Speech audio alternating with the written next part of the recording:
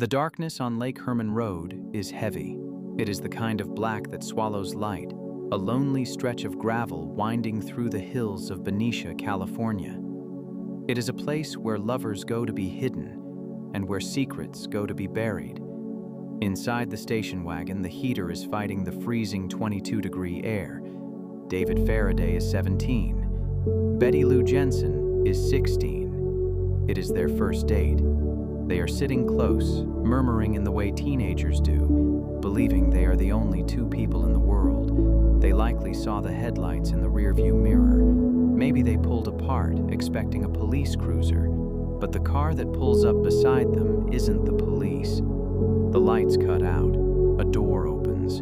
There are no words, no demand for a wallet, no warning. The shadow outside the window raises a .22 caliber pistol. The first shot shatters the rear window, the sound deafening in the quiet valley. Panic erupts. David tries to herd Betty Lou out the passenger door, scrambling into the dirt to escape. It is an execution. Cold, calculated, and senseless. Within moments, the shadow returns to his car. The engine roars to life, and the taillights fade into the distance, leaving two children cooling on the frozen ground. When the sun rose, the police thought this was a tragedy of jealousy or drugs.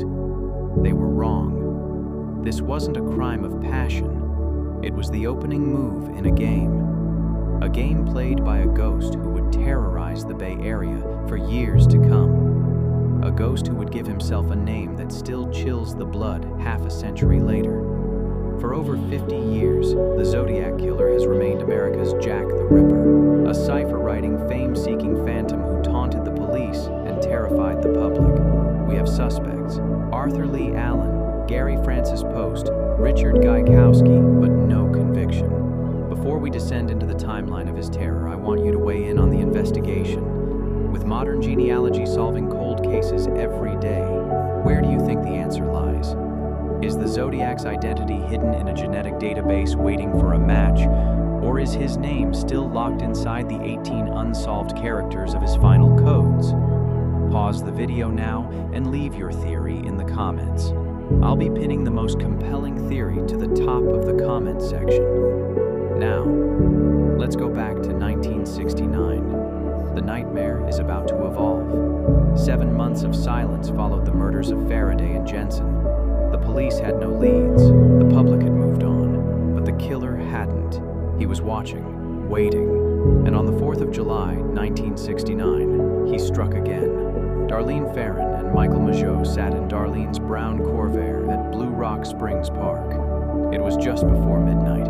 The air was filled with the faint smell of sulfur from distant fireworks. A car pulls up behind them, blocking them in.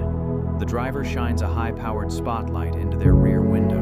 Michael Mageau, squinting into the glare, reaches for his ID. He tells Darlene, "Don't worry, it's just the cops." But the man approaching the window isn't wearing a badge. He walks with a heavy, purposeful gait. Without a word, he raises the Luger and fires through the open window. The bullets tear through Michael and Darlene. The killer turns to leave, but hearing Michael moan in pain, he returns. He fires 2 more shots into each victim. Silence returns to the park. But this is where the Zodiac separates himself from other killers. Most murderers flee. They hide. This man wanted credit. At 12:40 a.m., the phone rings at the Vallejo Police Headquarters. "I wish to report a double murder. If you will go 1 mile east on Columbus Parkway to a public park, you will find the kids in a brown car. They were shot with a 9mm Luger. I also killed those kids last year. Goodbye." Police traced the call to a booth just blocks from the station. When they arrived, the phone was still swinging on the cord. The killer had vanished into the mist. August 1st, 1969. The San Francisco Chronicle, the Examiner, and the Vallejo Times-Herald all receive identical envelopes. The handwriting is erratic, the spelling is poor, but the threat is crystal clear. Dear Editor, this is the murderer of the 2 teenagers last Christmas at Lake Herman. This was the first time he spoke to the world. He provided details only the killer could know. The brand of ammo, the number of shots, the position of the bodies. But he sent something else, a cipher. 408 symbols, a chaotic mix of Greek letters, Morse code, weather symbols, and Navy semaphore. He demanded the papers publish the code on the front page, or he would go on a kill rampage that weekend. The police, the FBI, and the CIA couldn't crack it, but a high school teacher named Donald Hardin and his wife Betty took the puzzle home. They treated it like a game. They looked for patterns. They looked for double letters, like the double L in the word kill. In a matter of days, they broke the code. But the message wasn't the confession the police hoped for. It was a glimpse into a broken mind. I like killing people because it is so much fun. It is more fun than killing wild game in the forest because man is the most dangerous animal of all. He claimed he was collecting slaves for his afterlife. But look closely at the end of the cipher. He promised his name was in the cipher. It wasn't. The Zodiac was lying. He was playing with the city of San Francisco like a cat with a dying mouse. And on August 7th, he sent another letter. 3 words that would become his trademark.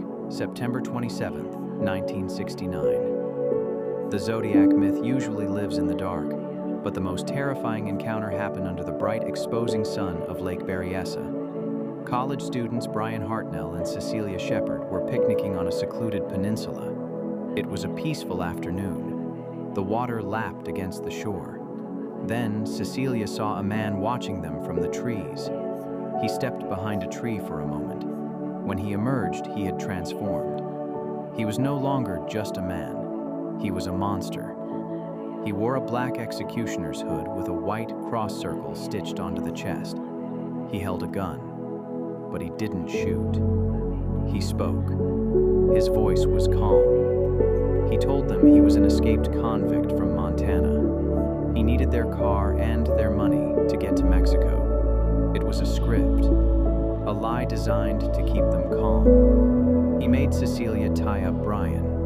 Then he tied up Cecilia. Once they were bound and helpless, face down in the dirt, the charade ended. The Zodiac put away the gun and drew a long, double-edged knife.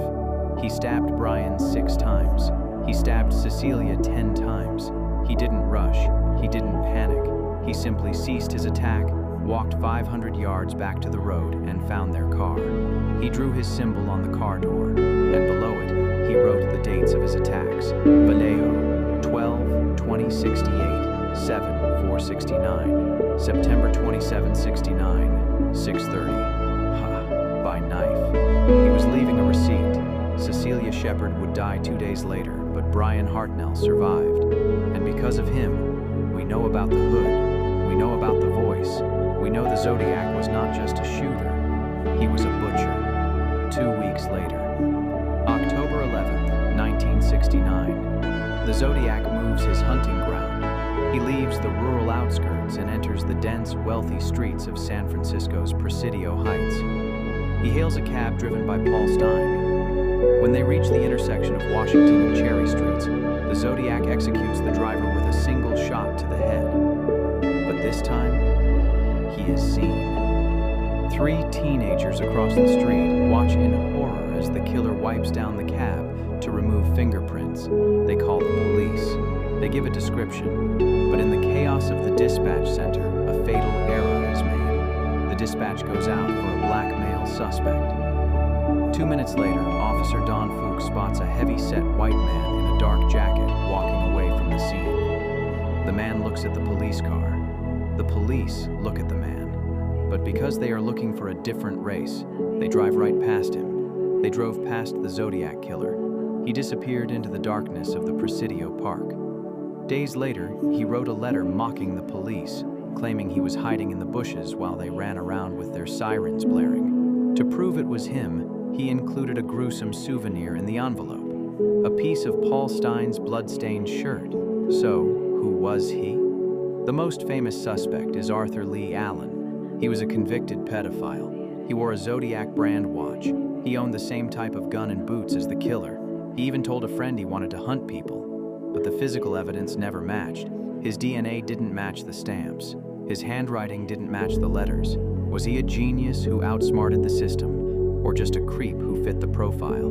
In 2020, the 340-character cipher, unread for 51 years, was finally cracked by a team of programmers. The world held its breath. Was this the name? I hope you are having lots of fun in trying to catch me. I am not afraid of the gas chamber because it will send me to paradise all the sooner. Even from the past, he was mocking us. No name, no closure, just the ramblings of a man obsessed with his own mythology. The Zodiac Killer stopped writing letters in 1974. He vanished as quickly as he appeared. Did he die? Did he go to prison for another crime? Or is he still out there, an old man watching videos like this one, reliving his glory days? He wanted us to remember him as a master criminal, a supervillain, but strip away the ciphers and the nicknames. And what is left? A coward who shot teenagers in the dark, a sad, lonely man who needed to kill to feel important. He may never be caught, but the names of David, Betty Lou, Darlene, Cecilia, and Paul will outlive his cipher.